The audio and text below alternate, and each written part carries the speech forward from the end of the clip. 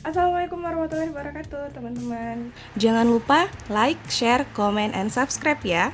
Gratis kok, jangan pelit lah. Kali ini konten yang bakalan Caca sampaikan akan ditemani oleh Doraemon perawat ini sembari memperingati Hari Perawat Internasional yang dirayakan oleh teman-teman perawat di seluruh dunia. Jadi untuk teman-teman Caca yang perawat, nurse dan lain sebagainya, selamat memperingati hari profesinya. Semoga tetap sehat selalu dan untuk sekarang karena menjadi garda terdepan dalam penanganan COVID-19, semoga masih tetap selalu ada dan tetap ada untuk Indonesia. Oke, sekarang kita bakalan ngebahas tentang yang pertama, circle pertemanan. Terus yang kedua, skala prioritas. Yang ketiga, apakah kita harus membuat orang lain bahagia, semua orang bahagia. Terus yang keempat, bagaimana cara kita buat menyayangi diri kita sendiri. Sebelum Caca lanjut, silakan klik tombol subscribe dan aktifkan tombol notifikasinya. Sistem pertemanan itu dia ada berdasarkan level usia. Jadi kita sekarang berada di dinamika psikologis pertemanan berdasarkan level usia. Jadi kalau misalnya yang pertama di usia SMP ya, di usia SMP kita mendapati pertemanan yang benar-benar pure, yang kita emang berteman karena emang kita butuh teman.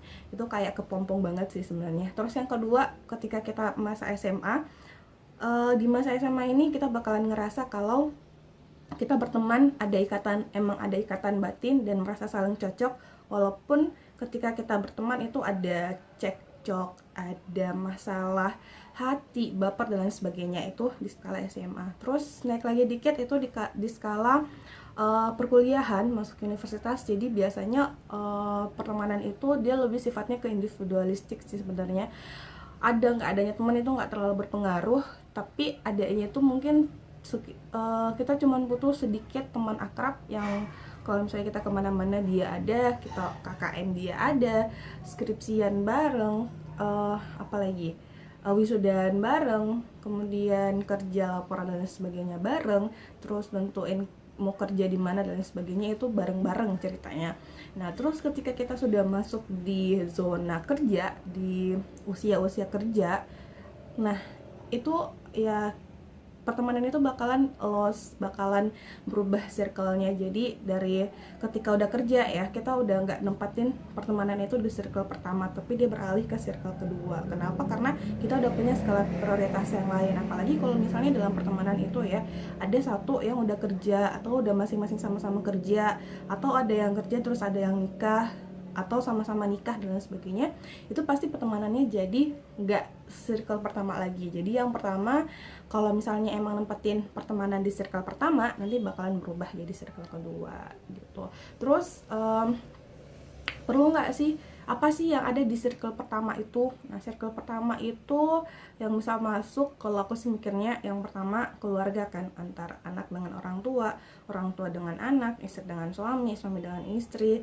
Nah, plus pertemanan gitu. Kalau misalnya ada yang nanya, pertemanan bisa nggak sih ditaruh di circle satu? Ya bisa, ketika kalian ngerasa kalau pertemanan kalian itu udah kayak keluarga banget gitu, itu bisa ditaruh di circle satu. Tapi kalau misalnya enggak, ya nggak apa-apa.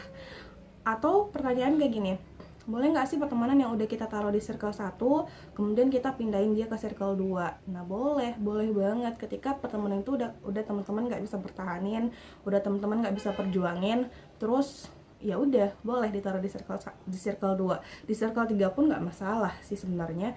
Circle 2 itu kalau misalnya kalian masih tetap saling berkomunikasi, saling tukar kabar dan lain sebagainya.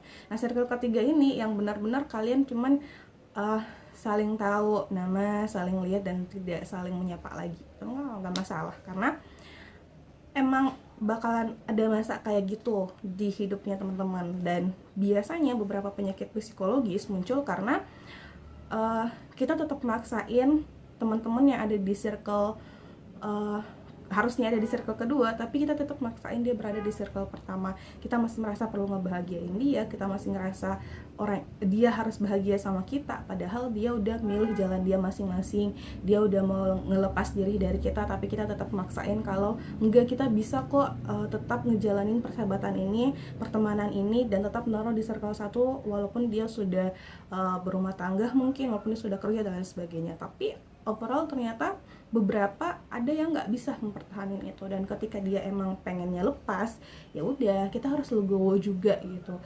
Nah ini biasanya jadi mungkin pengalaman teman-teman juga ya, dan harus mungkin pengalaman aku sendiri, pengalaman pribadi ya seperti itu. Awalnya ya mungkin agak berat ya, karena ngerasa kita sebelumnya udah pernah sama-sama bareng dan lain sebagainya, tapi tiba-tiba sometimes ada satu kejadian yang harus misahin kita. Ya aku harus ngerasa kalau ya udah dia tuh udah nggak bisa jadi circle pertama aku lagi. Jadi ya intinya adalah ngelepasin, bener-bener ngebiarin dia dengan dunia dia sendiri, dan aku dengan dunia aku sendiri gitu sih. Jangan dipaksain terus berada di circle pertama, pindahin di circle kedua biar nggak gila sih. Anggaplah contoh ada satu kejadian ya kayak gini. Aku ditelepon sama teman aku, misalnya disampaikan kalau Cak, kamu itu tadi dapat cerita sama ini loh, kamu tadi diceritain kayak gini loh, masa sih dia ngomongin kayak gini. Terus ya mungkin ketika aku masih kuliah, ketika aku masih SMA, mungkin bakalan jadi beban pikiran banget kalau ada hal-hal yang kayak gitu, karena ya udah kita mau pengen jelasin kalau aku tuh nggak kayak gini loh, aku tuh gini sebenarnya. Tapi kalau untuk seusia sekarang, usia 20-an ke atas, apalagi udah hampir 25, walaupun sekarang masih 22 ya, tapi udah jalan 25, ya kita jadinya mikirnya kayak gini, ya udahlah ya, kita nggak usah jelasin panjang lebar kepada orang lain yang emang nggak suka sama kita nggak usah jelasin kalau aku tuh sebenarnya nggak gitu loh, aku tuh sebenarnya niatnya kayak gini, tapi ya orang lain multitafsirnya kayak gini. Itu kita nggak usah jelasin itu lagi ya, terserah dia mau nerima kita gimana, terserah dia mau nyimpulin kita kayak gimana. Intinya believe yourself, percaya sama diri kamu sendiri kalau misalnya kamu tuh nggak kayak gitu. Kalau katanya ada kutipan yang pernah Caca baca ya, orang yang kamu tuh nggak usah ngasih tahu ke orang lain tentang kamu gitu, karena kalau orang yang suka sama kamu itu dia nggak bakalan mau tahu, dan orang yang ngebenci kamu itu nggak bakalan percaya gitu. Jadi ya udah, masa bodo aja sih. Perlu nggak sih kita ngebahagiain semua orang? Ya itu lagi, kembali lagi, kalau misalnya kita punya relationship dengan pembagian circle tadi, ada circle 2, 3 dan seterusnya, itu emang cocok ditaruhnya di situ. Kita nggak bisa ngebahagiain semua orang yang ada di circle 2, 3 dan sebagainya kita. Tapi ketika dia berada di circle pertamanya kita, itu kalau menurut aku wajib sih untuk kita bahagiain, karena kita juga bahagia sama dia, dia bahagia sama kita nyaman sama dia, dan dia juga nyaman sama kita. Artinya ya kita sebisa mungkin harus memberikan kebahagiaan dan harus memberikan kenyamanan kepada si circle pertama kita, orang tua, keluarga, suami, teman dan lain sebagainya yang kita anggap circle pertama. Pekerjaan pun dan lain sebagainya boleh diberikan kebahagiaan sendiri gitu. Dan ya itu kan, kita kan nggak bisa, dan itu kita sama sekali nggak bisa ngebuat semua orang bahagia sama kita. Itu nggak perlu teman-teman, karena overall bakalan membuat toksik banget ke diri kita. Kita mau ngelakuin ini dan kita ngerasa nyaman, ya udah lakuin aja, terserah orang lain mau nganggap kalian gimana lah, inilah itulah, ya nggak apa-apa. Kalian tetap harus menyayangi diri kalian dengan tutup telinga kalian dan gak usah dengerin apa kata-kata mereka gitu. Kemarin Caca ada sedikit diskusi singkat dengan senior Caca, disampaikan kayak gini.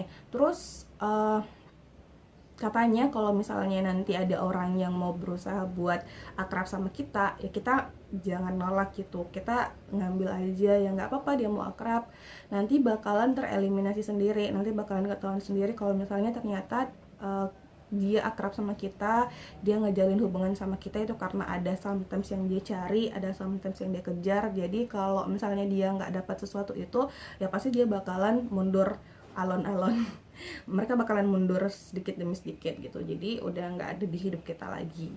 Tapi kalau aku sih mikirnya, semua orang yang kita kenal dan punya tujuan tertentu berteman dengan kita itu semua namanya partner ya. Entah itu partner kerja, partner buat jalan, partner gabut, makan dan lain sebagainya, ya itu namanya partner. Karena kita berteman karena ada tujuannya kan. Misalnya aku berteman sama dia ini karena aku butuh teman buat jalan, aku butuh teman buat berorganisasi dan lain sebagainya, makanya aku ngejalin pertemanan dengan dia gitu. Kalau aku sih nyebutnya dia sebagai partner. Terus teman itu yang kayak gimana? Kalau aku mikirnya teman itu adalah orang yang memang dekat dengan kita tanpa nuntut sesuatu, tanpa minta sesuatu, dan benar-benar pure gitu, baru dia dikatakan teman. Walaupun ada istilah ya teman munafik lah, teman inilah, tapi menurut aku temannya kayak gitu.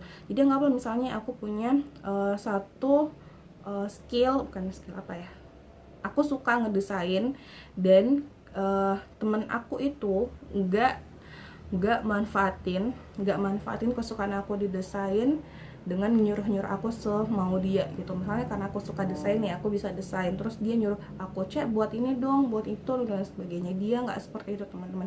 Itu namanya teman gitu ya. Selain itu tuh namanya partner. Ketika dia nyuruh kita dan sebagainya itu namanya partner. Ya udah, kalau misalnya mau nyuruh ya bayar dong kan. Nah, itu namanya partner. Tapi teman itu enggak. Pokoknya dia kalau kita ada kelebihan ya, dia ya udah itu kelebihan kamu. Ya kalau misalnya kamu mau ngebantu ya ngebantu, kalau enggak ya enggak. Dan aku tuh udah ngerasain itu, aku udah punya teman yang kayak gitu. Jadi dia sama sekali nggak bakalan mau pakai jasa aku, manfaatin aku, karena misalnya aku tahu ini dia nggak sama sekali. Dia benar-benar ngerasa kalau berteman sama aku tuh ya udah berteman aja gitu. Kalau kamu mau bantu aku ya bantu aku, kalau enggak ya enggak gitu.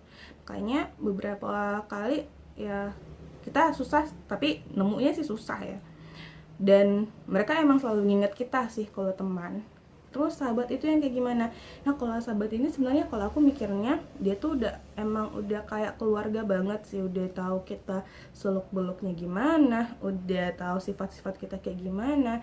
Terus dia tuh nggak mesti selalu sama-sama kita terus, tapi sometimes kita butuh sama dia tuh tiba-tiba aja ada. Dia pokoknya nggak ada istilah nggak ada waktu buat kita. Dan sahabat itu kita bisa naruh di circle pertama tadi yang Caca bilang. Ya, kita harus buat dia bahagia, dia buat kita bahagia gitu sih kalau aku. Terus ada lagi beberapa pertanyaan kemarin yang muncul, kalau misalnya gimana dengan pasangan yang enggak suami istri gitu, atau dalam kurung pacar ya, itu kita taruhnya di circle keberapa? Nah kalau misalnya orang-orang yang bucin ya, nah pasti dia naruhnya di circle pertama dong, karena dia ngerasa kalau pacarnya itu penting banget menurut dia. Kalau aku sendiri sih ditanya pacar itu circle keberapa, ya kalau aku sih sama sekali dia nggak masuk circle. Bukan karena aku nggak punya pacar sih sebenarnya, tapi emang ngerasa nggak ada hubungan yang bisa nyatuin kalau pacaran itu bisa membuat kita bisa dihubungkan dengan manfaatnya apa, tujuannya apa, dan selain untuk kesenangan sesaat sih. Itu aja menurutku. Dan kesenangan sesaat itu nggak boleh kita masukkan dalam skala prioritas kita. Bahkan kalau aku sih nggak ada sama sekali, mau dia di circle keberapapun itu dia nggak ada, karena emang hubungannya nggak ada sama sekali. Caca belum nemu hubungan yang sesuai dengan status itu gitu. Dan emang karena kita sendiri udah paham, Caca nggak perlu ceramah panjang lebar terkait itu, karena Caca paham yang nonton video ini itu udah tau lah ngebedain yang mana yang benar, yang mana enggak, yang mana yang boleh, yang mana yang enggak. Jadi pada dasarnya bukan karena kita nggak tahu, tapi emang karena kita masa bodoh aja, kita nggak mau tahu aja. Bukan nggak mau tahu, emang kita nutup diri buat tahu sih, karena ngerasa kalau misalnya aku tahu banget, aku nggak ini banget, itu nanti aku jadi nggak bisa kayak gitu. Padahal sebenarnya kalau kita ngebuka pikiran kita dengan sungguh-sungguh, kalau misalnya kita benar-benar ngebuka pikiran kita, ya positifnya dari pacaran itu sebenarnya apa sih gitu. Selain memberikan kita mungkin hormon yang bisa lebih membangkitkan kebahagiaan kita, tapi lebih banyak hal yang membuat kita ini sih jadi lebih down dan sebagainya, itu juga bisa terjadi. Intinya adalah bagaimana cara kita membuat circle pertemanan kita senyaman-nyamannya kita, sebaik-baiknya kita. Kalau ngerasa dalam proses pertemanan kalian itu udah ada toksik-toksiknya, kalau misalnya kalian berteman dengan dia tapi yang ada kalian rugi, yang ada kalian enggak dapat manfaat apapun, ya udah gak usah gitu kan, ditinggalin, buat circle pertemanan yang baru, buat circle pertemanan yang bisa ngebuat kalian lebih semangat lagi, yang bisa sama-sama sevisi dengan kalian supaya nanti jatuhnya nggak toksik ke diri kalian sendiri. Apakah kita salah ketika kita ninggalin teman kita? Nggak salah teman-teman, karena ya udah, emang udah masanya aja kita udah nggak main sama dia. Tapi bukan berarti kita ngebenci dia ya, enggak sama sekali.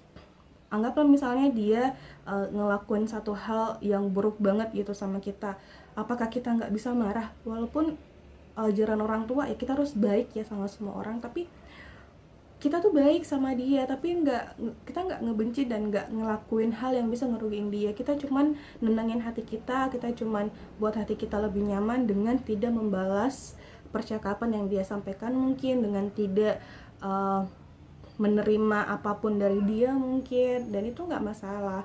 Di jalan mungkin kita berpapasan terus dia pengen cerita panjang lebar, tapi kita karena hati kita nggak suka nih, hati kita nolak, ya udah nggak apa-apa, dijawab singkat aja, oh iya maaf ya kok ada kegiatan gini dan sebagainya. Itu nggak apa-apa teman-teman, dan itu benar-benar bisa ngebuat hati kalian jadi lebih kuat dan nggak mudah untuk sakit lagi, karena kalian menghindari pertemanan yang kayak gitu ya.